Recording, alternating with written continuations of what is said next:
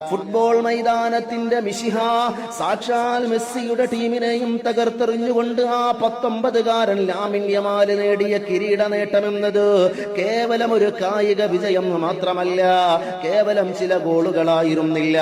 പാർശ്വവൽക്കരിക്കപ്പെട്ടവരുടെയും വേരുകൾ അറുക്കപ്പെട്ടവരുടെയും അടിച്ചമർത്തപ്പെട്ടവരുടെയും വിമോചനത്തിന്റെ മനോഹരമായൊരു കവിത കൂടിയത്രേ. ലോകത്തിന്റെ നെഞ്ചിടിപ്പിന്റെ താളത്തെ നിയന്ത്രിക്കുന്ന പുൽമൈതാനത്തിന്റെ നടുത്തളത്തില് വേരറുക്കപ്പെട്ട ജനതയായ ഫലസ്തീനിന്റെ പതാക കയ്യിലേന്തി ആ 19കാരൻ ലാമിൻ യമാൽ ലോക ജനതയ്ക്ക് മുന്നിൽ കാഴ്ചവെച്ചത് പ്രതിരോധത്തിന്റെ ഉദാത്തമായൊരു സാക്ഷ്യമാണ്. അടിച്ചമർത്തലുകൾക്കും വംശീയതയ്ക്കുമെതിരെ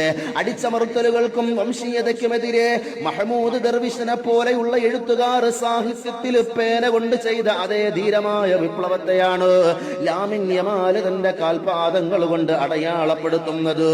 മർദിത പീഡിത ജനതകൾക്ക് വേണ്ടി കാലം ഇന്നോളം ഒരു ഗോൾ വലയും കിളിങ്ങിയിട്ടില്ലെങ്കിലും കാലം ഇതിനെ അടയാളപ്പെടുത്തട്ടെ. മൻ റആ മിൻകും മുൻകറാ